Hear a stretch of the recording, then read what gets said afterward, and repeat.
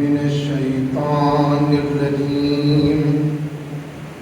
بسم الله الرحمن الرحيم.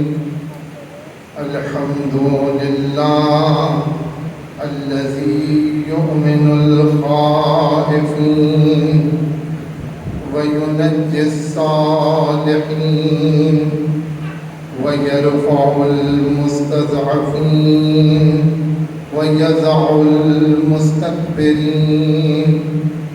والصلاة والسلام والتحية والإكرام على أمينه وحبيبه وخيارته من خلقه وحافظ سره ومبلغ رسالاته العبد المرتضى والنبي المجتبى والرسول المصطفى أبي القاسم محمد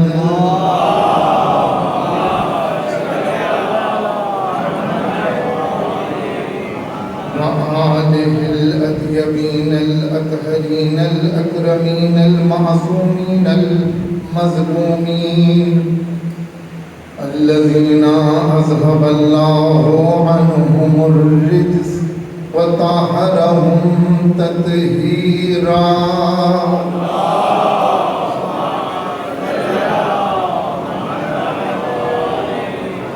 لا سيما ابن الزهراء بقية الله وآيته الكبرى واللعنة الأبدية على أعدائهم أجمعين. أما بعد فقد قال الله الكريم في كتابه العظيم وجعلناهم أئمة يهدون بأمرنا وأوحينا إليهم فعل الخيرات وإقام الصلاة وإيتاء الزكاة وكانوا لنا عابدين.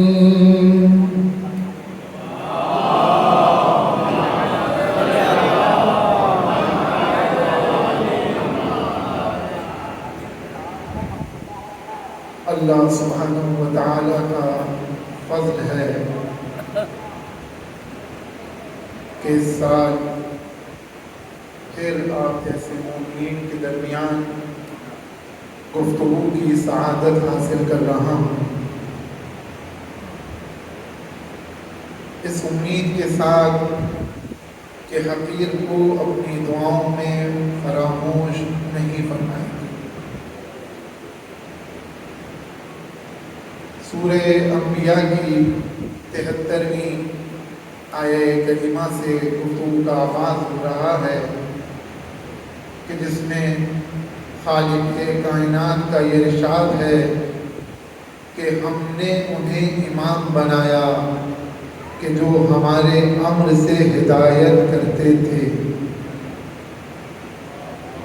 وَأَوْحَيْنَا إِلَيْهِمْ فِعْلَ الْخَيْرَاتِ، اور ہم نے ان کی طرف کار خیر کرنے کی، نمازوں کو قائم کرنے کی اور زکوٰۃ دینے کی وحی کی. اور یہ سب کے سب وہ بندے تھے کہ جو ہماری ہی عبادت کرتے تھے. یہ ہے آیہ مبارکہ کا ترجمہ. اور اس کے ضمن میں اس عشرہ مبارکہ میں جو موضوع زیر بحث رہے گا وہ عرفان امامت ہے. اس لیے کہ آپ کو یاد ہوگا سال گزشتہ جس موضوع پر گفتگو ہوئی تھی وہ عرفان ولایت تھا. 2-3 جملے پچھلے موضوع سے اس موضوع کو مرتبط کرنے کے لیے عرض کرنا چاہوں گا. آپ کی خدمت میں عرض کیا گیا تھا کہ ولایت معنی کے اعتبار سے، لغوی معنی کے اعتبار سے جسے لغت نے بیان کیا وہ یہ ہے کہ دو شے کا آپس میں اتنا قریب ہو جانا کہ درمیان میں کوئی فاصلہ نہ رہ جائے، یعنی جہاں فاصلے ختم ہو جاتے ہیں وہاں ولایت وجود میں آتی ہے۔ ولایت فاصلوں کے ایجاد کرنے کا نام نہیں ہے، ولایت فاصلوں کے ختم کرنے کا نام ہے۔ اور جہاں بھی تفرقہ ایجاد ہو، جہاں بھی فاصلے ایجاد ہوں، یقین کیجئے وہاں ولایت امیر المومنین ابھی تک جاگزی نہیں ہوئی۔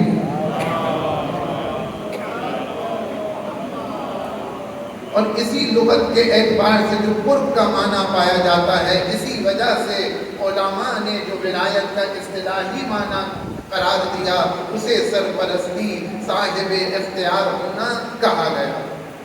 یعنی ولی اسے کہتے ہیں کہ جو ہم پر صاحب اختیار ہو، یعنی ہم سے زیادہ ہمارے نفسوں پر اختیار رکھتا ہے۔ اس ولایت کی دو قسمیں تھیں جو میں نے آپ کے سامنے عرض کی تھی سال گزشتہ، ایک منفی ولایت ہے اور ایک مثبت ولایت ہے۔ منفی ولایت وہ ہے کہ جس سے مالک نے روکا ہے کہ ہر ایک کو اپنا ولی نہ بنانا، ہر اہل غیر کو اپنا ولی نہ بنانا۔ ایسے نہیں کہ جو جس لباس میں نظر آیا یہ تو اللہ کا ولی ہے، نہیں، ہم اس کی ولایت میں تمہیں نہیں جانے دیں گے۔ کیوں؟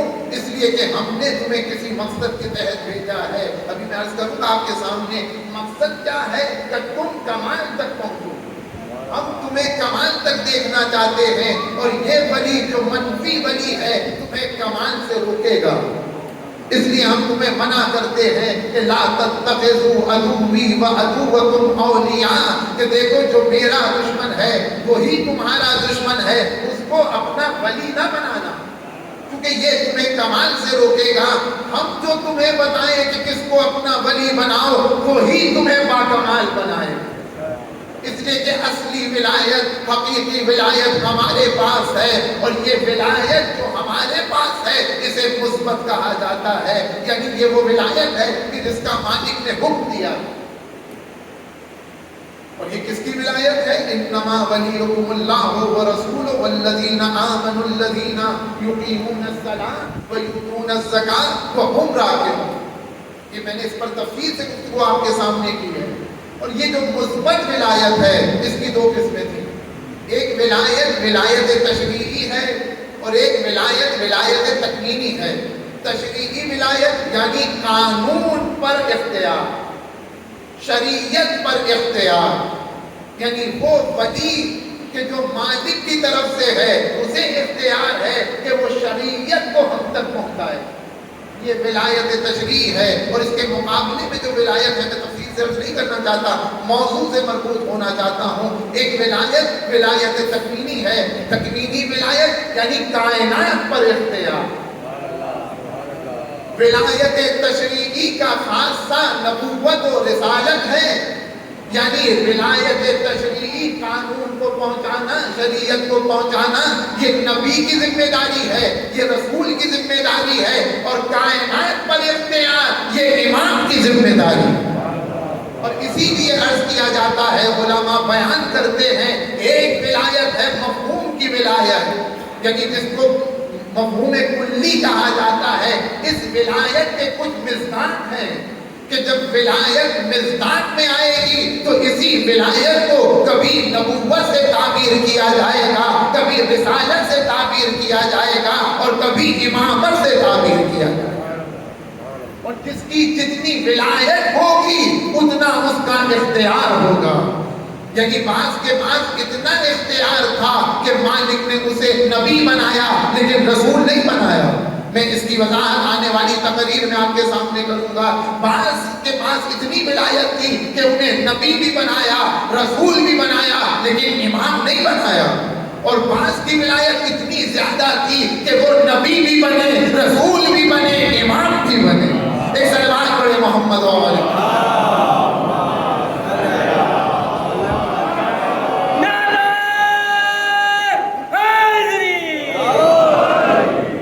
جیسے کہ خود جناب ابراہیم نبی بھی ہیں، رسول بھی ہیں اور امام بھی ہیں۔ میں نے کہا کہ میں تفصیل سے سامنے امامت کا عہدہ سب سے زیادہ بلند ہے، لہذا عرفان ولایت سے گفتگو تمام ہو کر اب عرفان امامت میں داخل ہو رہی ہے۔ اور میرے عزیزوں، میں اپنے جوانوں کے لیے عرض کر رہا ہوں، یہ وہ موضوع ہے کہ جو ہماری زندگی کی ضرورت ہے۔ اکثر لوگ سوال کرتے ہیں کہ ہم اپنے امام کو کیوں پہچانیں؟ کیا ضرورت ہے امام کو پہچاننے کی؟ عرفان امامت کا فلسفہ کیا ہے؟ سوال صحیح ہے یا غلط ہے؟ کیا ضرورت ہے اپنے جوانوں کو معرفت امام کروانے کی؟ وہی بات پڑھنے کی بات میں جو پہلے عرض کی گئی کہ ہماری زندگی کا مقصد کیا ہے؟ ہماری زندگی کا مقصد ہے خدا کو پہچاننا۔ عرفان الوہیت ہماری زندگی کا مقصد ہے۔ یہ بعد میں آنے والی تقاریر ہوں گی جو آپ کے سامنے اگر موقع رہا تو عرض کروں گا۔ عرفان الوہیت ہماری زندگی کا مقصد ہے، یعنی خدا کو پہچاننا ہماری زندگی کا مقصد ہے۔ اور یہ میں اپنے پاس سے نہیں کہہ رہا ہوں، جس کے فرش عزا پر آپ آئے ہیں امام حسین علیہ السلام ارشاد فرماتے ہیں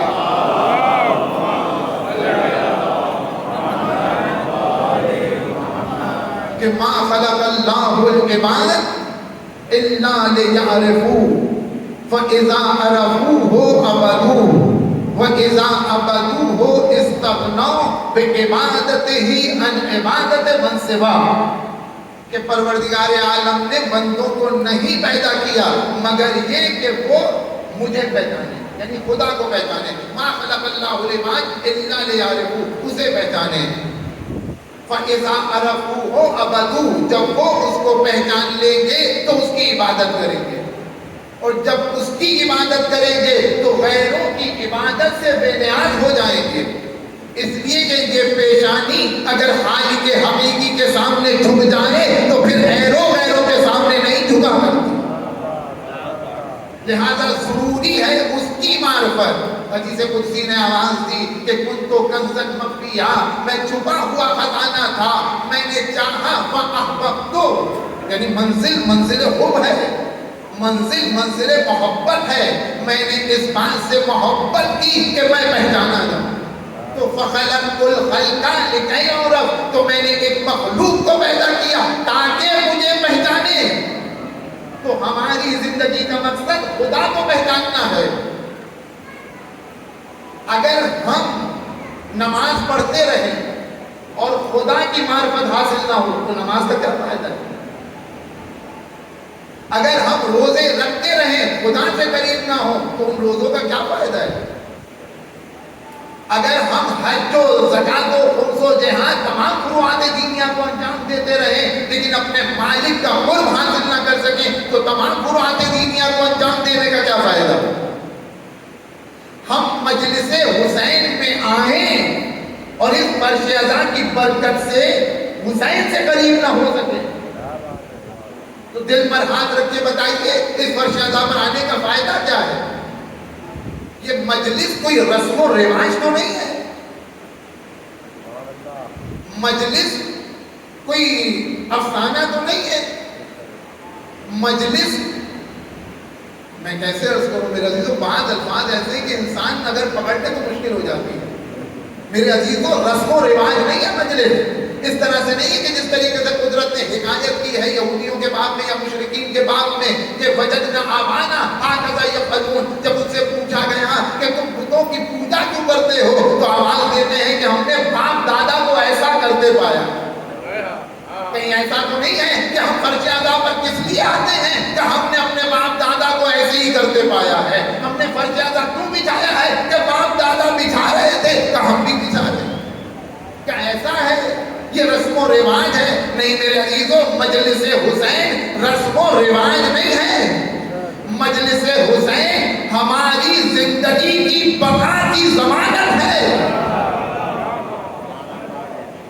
جس طریقے سے پانی ہماری زندگی کی ضرورت ہے، جس طریقے سے کھانا ہماری زندگی کی ضرورت ہے، یا یوں کہوں کہ جس طریقے سے ہوا ہماری زندگی کی ضرورت ہے، اسی طریقے سے مجلس حسین کا ہونا ہماری روح کی بقا کی ضرورت ہے۔ ایک سلوات پڑھے محمد والا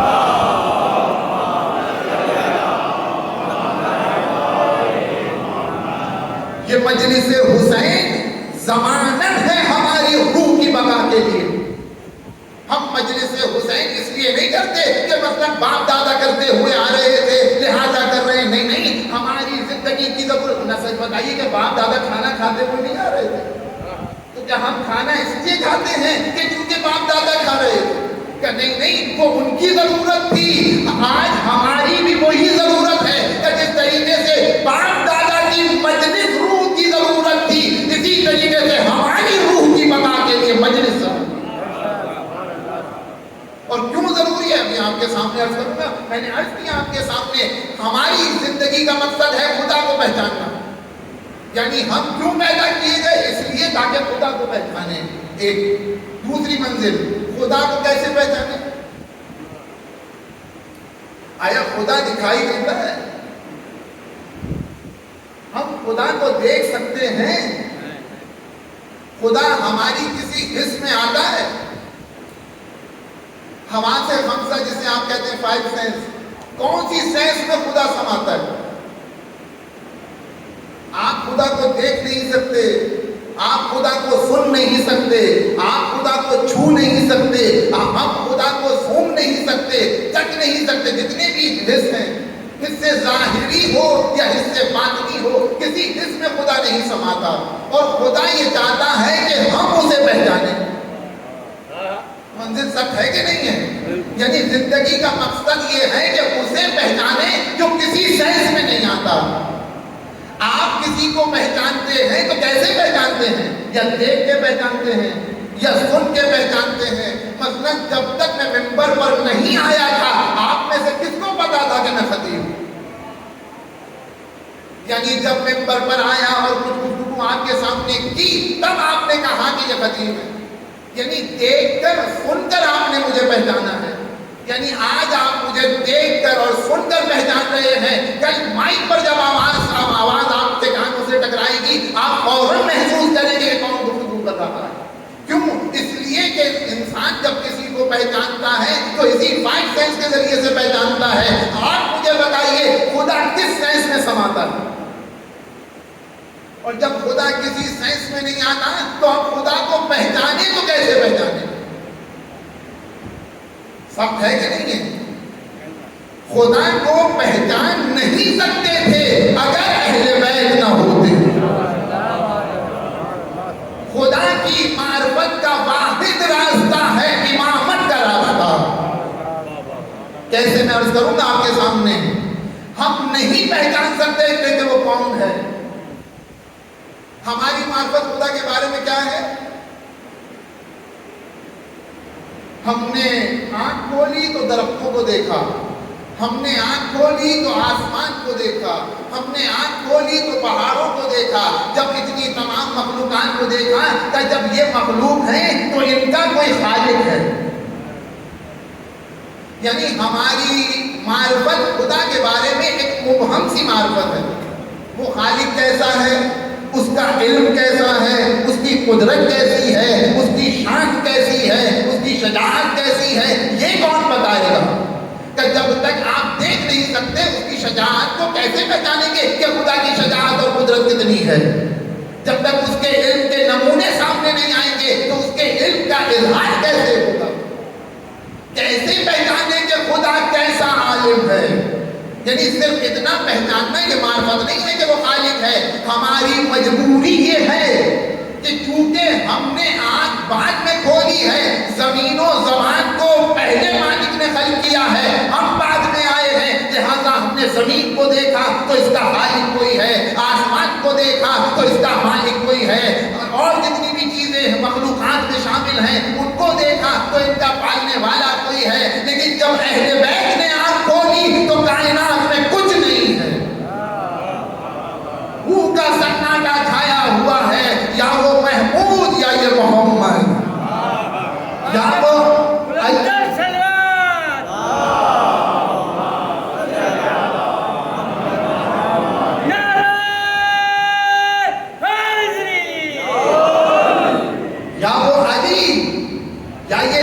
یا وہ آلہ، یا یہ فاطمہ، یا وہ فاطر السماوات والارض، یا یا یہ حسن و حسین یا وہ قدیم الاحسان. تو جہاں اس منزل پر گفتگو ہو رہی ہو وہاں معرفت کیسی ہوگی؟ ہماری معرفت مخلوق کے ذریعے سے خالق تک تھی. اہل بیت کی معرفت یہ نہیں ہے کہ مخلوق کے ذریعے سے خالق کو پہچانتے ہیں، بلکہ آواز دیتے ہیں بکا عرفتک، مالک میں نے تجھ کو تجھ ہی سے پہچانا. الہی ترددی فی الآثار یوجب بعد المزار. مالک تو وہ ہے کہ آثار میں تجھے ڈھونڈوں تو مزار میں دوری کا باعث بنتا ہے. وہ دوسرے ہیں جو اثر سے مؤثر تک جاتے ہیں، یہ حسین ابن علی ہے جو مؤثر سے اثر تک آتے ہیں.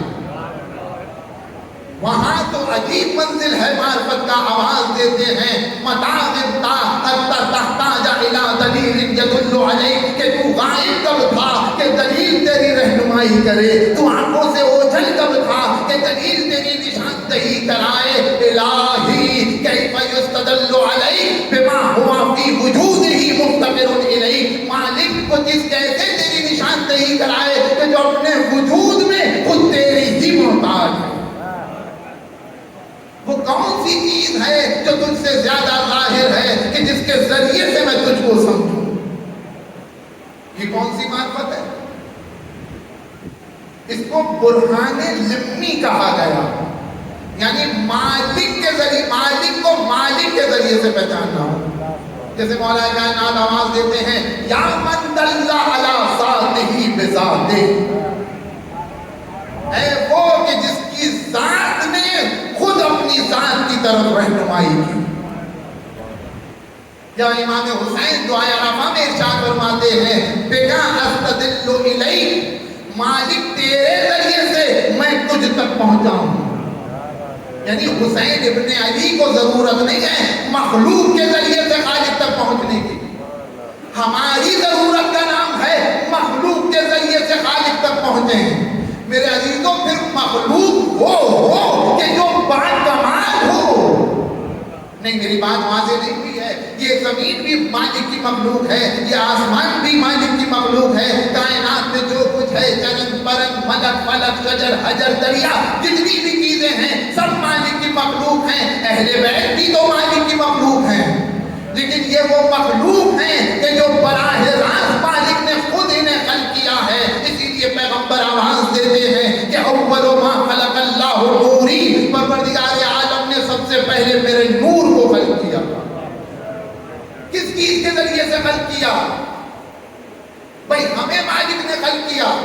آگ مٹی ہوا پانی، یعنی آگ مٹی ہوا پانی پہلے ہے، بعد میں ہم ہیں. نہیں، میں مثال دوں تاکہ بچوں کے ذہن میں بات پہنچ جائے. یہ جو منبر بنایا ہے لکڑی پہلے ہے، لکڑی کے ذریعے سے، مثلا اگر لکڑی کے ذریعے سے بنا ہو، میں مثال دے رہا ہوں، مثال کا مناقشہ نہیں ہے. تو لکڑی پہلے ہے، بعد میں منبر اس سے بنا ہے.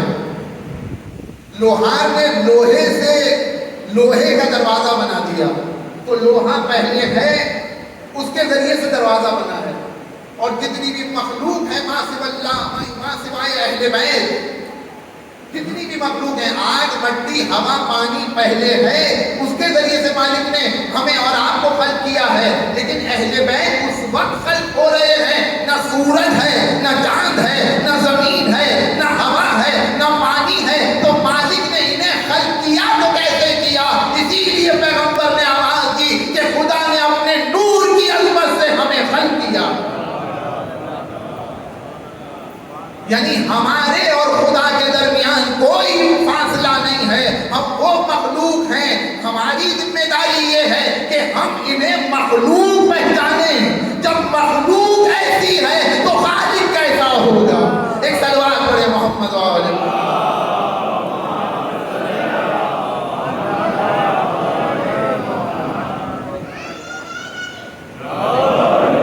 لہذا پہلی منزل، پہلی جو گفتگو ہے وہ یہ ہے کہ عرفان امامت اس لیے ضروری ہے کہ ہماری زندگی کا مقصد یہ ہے کہ ہم خدا کو پہچانیں.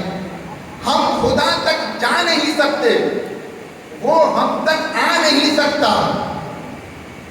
میں اکثر مثال دیتا ہوں، لیکن چونکہ یہاں پر نوجوانوں کا مجمع بھی ہے لہذا پھر مثال دے رہا ہوں.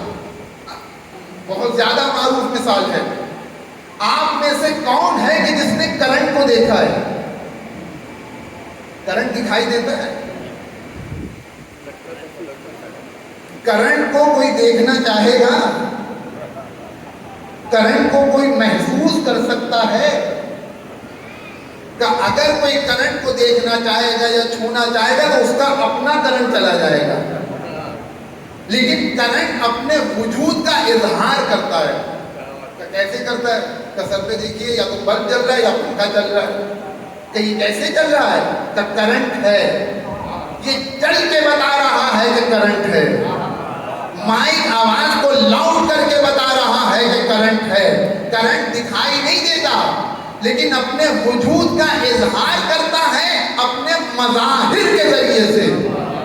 اچھا یہی کرنٹ جو آپ کے مطلب بلب جو جل رہا ہے اس میں مطلب کتنا کرنٹ ہوگا؟ کتنا واٹ کا ہوگا؟ 100 واٹ کا ہوگا، 40 واٹ کا ہوگا. یعنی جتنی اس کی ظرفیت ہے اتنا ہی کرنٹ اپنے اندر تحمل کرتا ہے.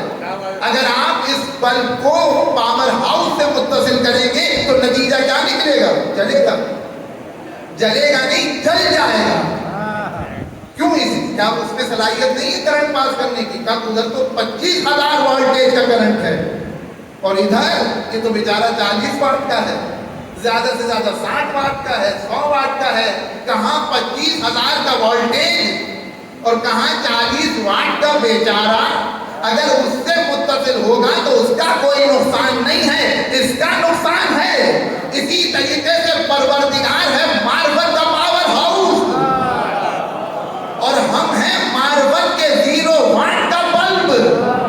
ہم اس تک جا نہیں سکتے، وہ ہم تک آ نہیں سکتا، اس لیے کہ اس کا کوئی نقصان نہیں ہے، ہمارا نقصان ہے. اور ان اپنے پاس سے نہیں کہہ رہا ہوں، قرآن کی آیت ہے جناب موسیٰ اور قوم موسیٰ کے لیے کہ جب انہوں نے قدرت کو دیکھنے کا اپنا اظہار کیا، تمنا کی، تو قرآن نے آواز دی لن ترانی یا موسیٰ، اے موسیٰ تم مجھے نہیں دیکھ سکتے. لیکن جب تمنا آگے بڑھی تو فتجلی ربہ، تو پروردگار کی تجلی ہوئی. ابھی رب سامنے نہیں آیا تھا، رب کی تجلی ہوئی تھی. قرآن نے آواز دی فصعق موسیٰ، موسیٰ بے ہوش ہو گئے. اس لیے کہ پاور ہاؤس کا کرنٹ موسیٰ جیسا نبی تحمل نہ کر سکا. تو ہم جیسے لوگ کیسے اس پاور ہاؤس سے متصل ہوں گے؟ تو مالک اب تجھ تک جائیں کیسے؟ تیرا تقاضا یہ ہے کہ ہم تجھے پہچانے کا پریشان نہ ہو. میں اپنے اور تمہارے درمیان امامت کا ٹرانسفارمر لگا رہا ہوں. ایک سلوات پڑھے محمد وآل محمد.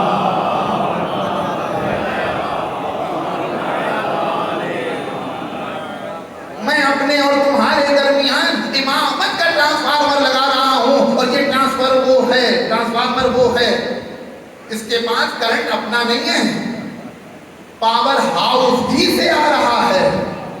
میں وضاحت کروں گا آنے والی تقاریر میں، اس کا اپنا کچھ نہیں ہے، جو ہے سب پاور ہاؤس سے آ رہا ہے. ہاں یہ ٹرانسفارمر کا کام یہ ہے کہ آگے یہ جس کو کرنٹ سپلائی کریں گے اس کی صلاحیت کو دیکھ کر کریں گے. کسی کو سلمان بنائیں گے، کسی کو ابو ذر بنائیں گے، کسی کو مقداد بنائیں گے. اور اگر صلاحیت نہیں ہے تو جیسا آیا تھا ویسا واپس. اے میرے عزیزوں ذرا دل پر ہاتھ رکھ کے بتاؤ، کیا اہل بیت نے آج کے زمانے میں سلمان و ابو ذر بنانا چھوڑ دیے؟ آج کے زمانے میں سلمان کون ہے؟ آج کے زمانے میں ابو ذر کون ہے؟ آج کے زمانے میں مقداد کون ہے؟ مجھے نہیں معلوم کون سلمان ہے، کون ابو ذر ہے، کون مقداد ہے، لیکن اتنا جانتا ہوں اہل بیت کا خزانہ بڑا غنی ہے. وہ غیبت میں بھی ہوں تب بھی اپنے بندوں پہ کرم کرتے ہیں. آپ ذرا دل پر ہاتھ رکھ کے بتائیں، جب پیغمبر موجود تھے تو پیغمبر نے سند دی سلمان و منا اہل البیت. بس آخری بات، باقی باتیں کلرز کروں گا آپ کے سامنے. سلمان و منا اہل البیت، تو ہم نے پہچان لیا کہ سلمان اہل بیت میں سے ہیں. ابو ذر و منا اہل البیت ہم نے پہچان لیا. یا مثلاً مالک اشتر کے لیے مولا نے کہا کانا اشتر لی کما کنت لرسول اللہ، مالک اشتر میرے لیے ویسے ہیں جیسے میں رسول خدا کے لیے تھا۔ اور ایک جگہ مولا کہتے ہیں لا یقاسو بنا احد، ہم سے کسی کا قیاس نہیں کیا جا سکتا۔ مولا آپ تو کہہ رہے ہیں نہیں کہہ سکتے کہ کوئی علی جیسا ہو، اور بعد میں خود مالک اشتر کو اپنے جیسا کہہ رہے ہیں کہ تم نے پہچانا نہیں۔ جہاں ہم نے یہ کہا کہ لا یقاسو بنا احد، وہاں تمثیل ہے، کاپی ہے، کوئی ہماری کاپی ہو ہی نہیں سکتا۔ علی حسین جیسے، حسین حسن جیسے، آدم میں بھی صلاحیت نہیں ہے کہ کہیں کہ آدم علی جیسے۔ کہاں تمثیلاً، لیکن جہاں تشبیہ کی بات ہو، ایک شباہت بھی پائی جائے تو تشبیہ دی جا سکتی ہے۔ مثلا کہا گیا کہ فلاں صاحب شیر جیسے، کس بنیاد پہ کہہ رہے ہیں آپ؟ کیا ان کے پنجے ہیں؟ کیا ان کی دم ہے؟ کیا وہ مثلا چیر پھاڑتے ہیں؟ پھر کس بنیاد پر آپ نے انہیں شیر کہہ دیا؟ کہ نہیں، ہم نے تمثیلاً شیر نہیں کہا ہے، ہم نے تشبیہاً شیر کہا ہے۔ یعنی اگر ایک وجہ شب پائی جائے تو شباہت دی جا سکتی ہے، اور مولا نے شباہت دی کہ کانا اشتر لی کما کنت لرسول اللہ، مالک اشتر میرے لیے ویسے ہیں جیسے میں رسول خدا کے لیے تھا۔ آپ رسول خدا کے لیے کہتے تھے کہ جب تک رہا رسول کا محافظ بن کے رہا، مالک میرے لیے جب تک رہا میرا محافظ بن کے رہا۔ آج اگر کوئی رہبر معظم کو مثلا سید مقاومت نے حسین زمان کہا ہے تو یہ مطلب نہیں ہے کہ رہبر کو معصوم جان کر کے کہا ہے، رہبر کو امام جان کر کے کہا ہے۔ نہیں، ایک شباہت ہے، وہ شباہت کیا ہے کہ حسین اپنے وقت کے یزید کے سامنے نہ جھکے۔ آج کا حسین یعنی رہبر معظم آج کے یزید وقت کے سامنے نہیں جھکے۔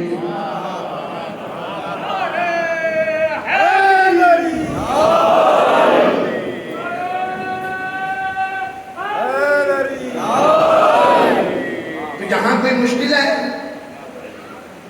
نہیں، ہو ہی نہیں سکتا۔ یعنی سید مقاومت کو نہیں پتا، آپ کو زیادہ پتا، کیونکہ ہم نے وضاحت نہیں پڑھی، ہم نے بلاغت نہیں پڑھی ہے، لہذا یہ اعتراض کرتے ہیں۔ کیونکہ اعتراض وہی ہوتا ہے جہاں جہالت ہو، کیونکہ علم نہیں ہے لہذا اعتراض کرتا ہے انسان، لیکن جہاں علم آتا ہے وہاں سکوت آتا ہے۔ میرے عزیزوں، میں ایران میں کتنی جگہ پر میں نے دیکھا کہ کسی نے کسی کو مثلا حسین زمان کہہ دیا، کسی کو مسلم زمان کہہ دیا، کسی کو کوئی مشکل نہیں۔ یہ مسئلہ فرہم کا نہیں ہے، یہ مسئلہ ثقافت کا نہیں ہے کہ وہاں کی ثقافت ہے وہاں کہا جا سکتا ہے، نہیں، مسئلہ علم کا ہے۔ وہاں علم اتنی ترقی کر چکا ہے کہ بچے بچے کو معلوم ہے اگر رہبر کو کوئی حسین زمان کہہ رہا ہے تو تمثیلاً نہیں تشبیہاً کہہ رہا ہے۔ لیکن آج مثلا پاکستان کے کسی ممبر سے کہا جا رہا ہے تو کبھی یہاں سے اعتراض ہوتا ہے، کبھی وہاں سے اعتراض ہوتا ہے۔ مسئلہ ثقافت کا نہیں ہے، مسئلہ عدم علم کا ہے۔ لیکن جیسے ہی علم آ گیا اعتراض ہٹ گیا۔ ایک سلوات پڑھے محمد وآل محمد۔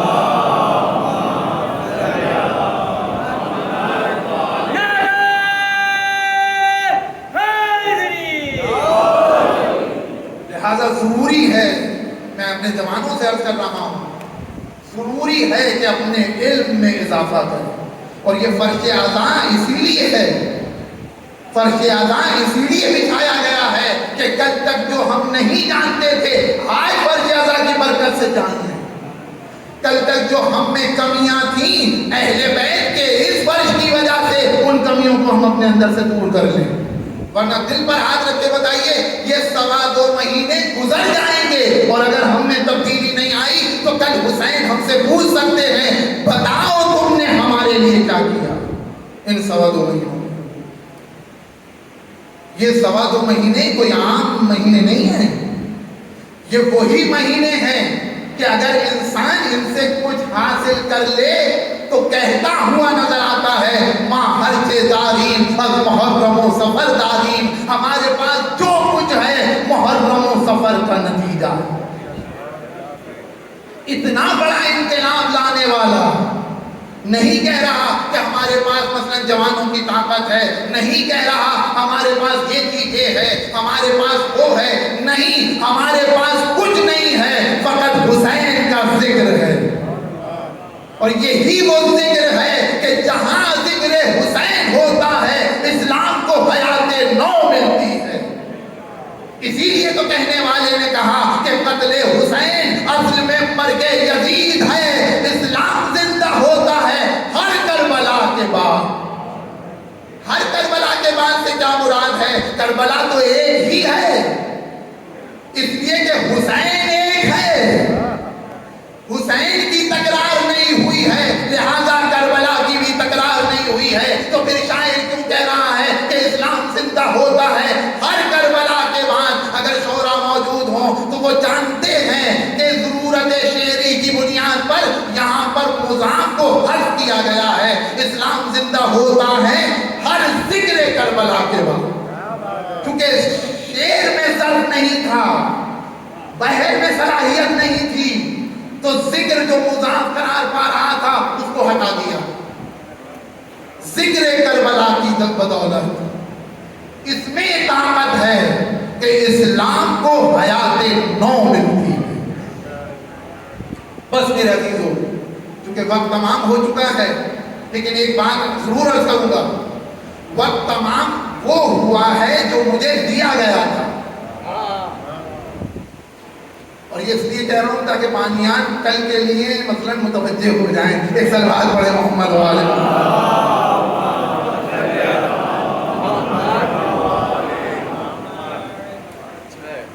حسین ابن علی یا امام اسی لیے آئے ہیں تاکہ ہمیں اور آپ کو خدا تک پہنچا دیں۔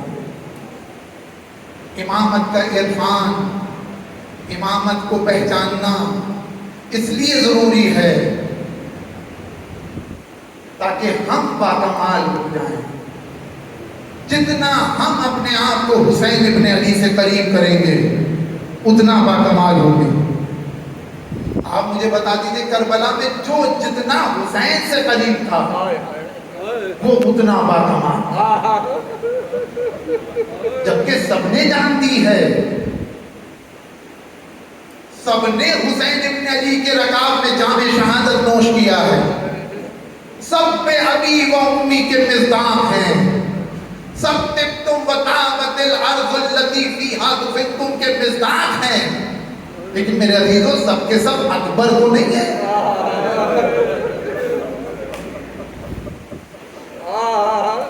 سب کے سب عباس تو نہیں ہے، سب کے سب حبیب تو نہیں ہے۔ جب کربلا میں شہید ہونے والے برابر نہیں ہیں تو کربلا والوں کا ماتم کرنے والی کیسے برابر ہو سکتے ہیں؟ لہذا آ گیا وہ زمانہ کہ جتنا جو چاہے اپنے آپ کو حسین سے قریب کر دے، دسترخوان کرم حسینی بچھ چکا ہے۔ اب ہماری ذمہ داری ہے کہ ہم اپنے آپ کو حسین سے قریب کریں، اس لیے کہ کربلا میں شہید ہونے والا کوئی عباس ہے، کوئی حبیب ہے، کوئی علی اکبر ہے، کوئی زہیر ہے، سب کے الگ الگ مقام ہیں۔ یہاں جتنے حسین پر آنسو بہا رہے ہیں سب کے اپنے اپنے مقام ہیں۔ جو جتنا حسین سے قریب ہوگا وہ اتنا بڑا عزادار ہوگا۔ آج کے زمانے میں آپ اپنے آپ کو حسین سے جتنا قریب کر لیں، قریب کرنے کے معنی یہ نہیں ہے کہ صرف حسین کا ذکر کر لیں، نہیں، بلکہ اپنی سیرت کو حسین کی سیرت سے قریب کریں۔ اگر حسین کو نماز سے محبت تھی، کل تک اگر ہم نماز میں کچھ کمی بیشی کرتے تھے، آج حسین سے عہد کر کے اٹھتے ہیں، اے مولا آج آپ سے عہد کرتے ہیں، کل تک مثلا نماز نہیں پڑھتے تھے، آپ کی وجہ سے نماز پڑھیں گے۔ کل تک مثلا میری مائیں بہنیں بدحجاب پھرتی تھی، وہ آج جناب زینب سے عہد کریں، اے بی بی جس کے لیے آپ کا پردہ قربان ہوا، آج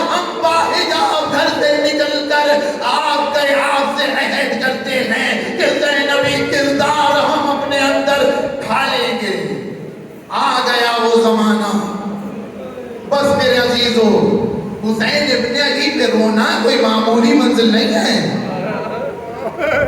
ہر آنکھ کو یہ توفیق نہیں ملتی کہ حسین پر گریہ کرے.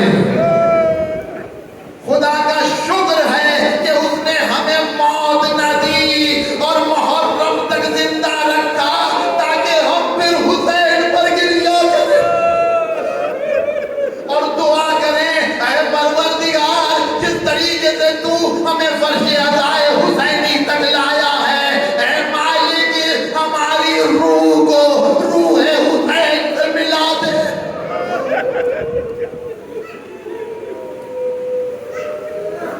راوی کہتا ہے کہ جب محرم کا چاند نمودار ہوتا تھا تو ہم امام رضا کو کبھی مسکراتا نہیں پاتے تھے، اور خود مولا نے اپنے بابا کے لیے کہا کہ میں نے اپنے بابا کو اس مہینے میں ہنستے ہوئے نہیں دیکھا.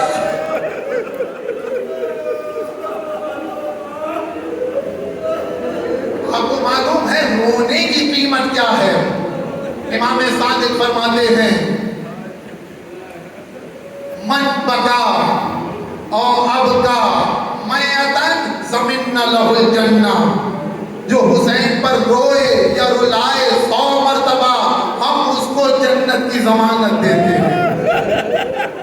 نہیں، من بکا اور ابکا 50 فلہ الجنہ، جو حسین پر 50 مرتبہ روئے یا رلائے اس کے لیے جنت ہے. نہیں، من بکا اور ابکا 30 فلہ الجنہ، جو حسین پر 30 مرتبہ روئے اس کے لیے جنت ہے. من بکا اور ابکا 10 فلہ الجنہ، جو 10 مرتبہ روئے اس کے لیے جنت ہے. یہاں بھی نہیں رکے، آواز دی من بکا اور ابکا واحد. اللہ اللہ، کیا تمنا تھی معصوم کے دل میں کہ میرے جد کا ماتم ہو، جو حسین پر ایک مرتبہ روئے اس کے لیے جنت ہے.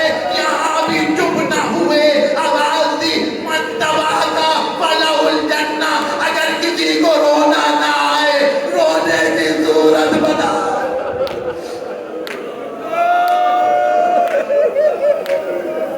اس کے لیے جنت ہے. کون بتا سکتا ہے کہ اس رونے کی قیمت کیا ہے؟ جانے قربان ہو جائیں حسین پر رونے والوں پر، جانے قربان ہو جائیں ان سیاہ لباس پہننے والوں پر. بس مجلس تمام ہو گئی، ایک واقعہ بڑھتا اسی پر بات تمام ہو جائے گی. ایک تاریخ کے پروفیسر تھے، ان کا انداز یہ تھا کہ جب بھی محرم آتا تھا تو اپنے اسٹوڈنٹ کے سامنے واقعہ کربلا کو بیان کرتے تھے. سنیں گے آپ، تاریخی حیثیت رہے، ہسٹریکل اعتبار سے مسائل کے پہلو نہ آنے پائیں. لیکن میرے عزیزوں، کیا ممکن ہے کہ کوئی کربلا بیان کرے اور مسائل کا پہلو نہ؟ تو اکثر اسٹوڈنٹ کے سامنے، شاگردوں کے سامنے کربلا کے واقعات کو بیان کرتے کرتے رو پڑتے تھے. کلاس کے باہر سے سائیکولوجسٹ، ماہر نفسیات پروفیسر گزرے، انہوں نے ان کو روتے ہوئے دیکھا، اکثر ان کو روتے ہوئے دیکھا.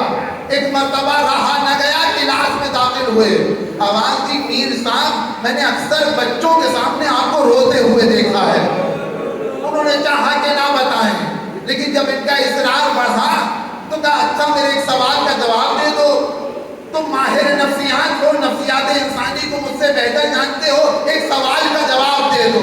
سنو گے عزیزوں، سوال کیا ہے؟ آواز کی ایک شخص ہے جس کی عمر 57 برس ہے،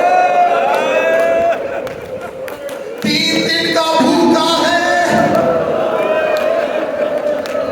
3 دن کا پیاسا ہے، 90 ڈگری فارنہائٹ کا ٹیمپریچر ہے. اس کا دوست مارا گیا، اس کا بھائی مارا گیا، اس کے بچے مارے گئے. ارے یہ بتا دو، یہ انسان